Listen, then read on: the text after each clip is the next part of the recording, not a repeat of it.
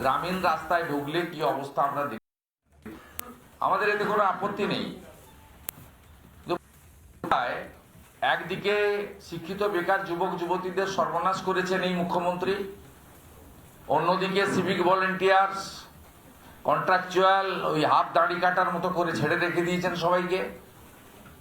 আশা ICDS থেকে শুরু করে সমস্ত স্তরে তারা ন্যূনতম সংসার চালানোর মতো বেতন বা সম্মানী এ সরকার দিচ্ছে না, এটা সবাই জানে।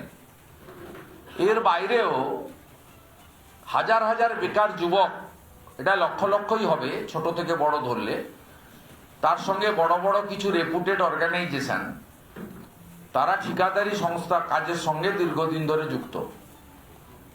এই ঠিকাদারি সংস্থাগুলি হাজার হাজার লক্ষ লক্ষ নির্মাণ কর্মীকে এবং বিভিন্ন জেসিবি মেশিন সহ, পকলিন সহ, রোড রোলার সহ নানা রকমের যারা ভোকেশনাল ট্রেনিং নিয়ে অপারেট করেন, কাজ করতে জানেন, তাদের থেকে শুরু করে লোকাল মার্কেট থেকে সিমেন্ট বালি রড পারচেস থেকে একটা বড় অর্থকরী বিষয় এই নির্মাণ এবং ঠিকাদার সংস্থার সঙ্গে যুক্ত আছে। ইঞ্জিনিয়ার্স কোঅপারেটিভ প্রচুর রয়েছে আমাদের রাজ্যে, যেখানে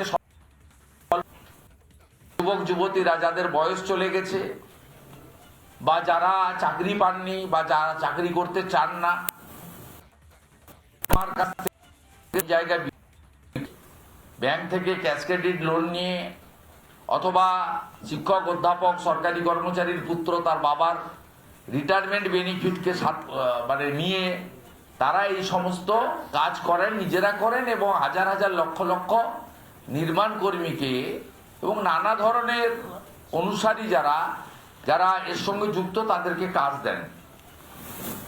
আমরা দুর্নীতিতে ভরা মানরেগার কথা সবাই জানি, যে মানরেগাতে কংগ্রেসের সময় 4 থেকে 14। নানা ধরনের কন্টেন্ট দেখার জন্য লাইক করুন, শেয়ার করুন আমাদের ফেসবুক পেজ, সাবস্ক্রাইব করুন আমাদের ইউটিউব চ্যানেল। পাশাপাশি অন্যান্য ব্রেকিং নিউজের জন্য অবশ্যই চোখ রাখুন রিপাবলিক বাংলায়।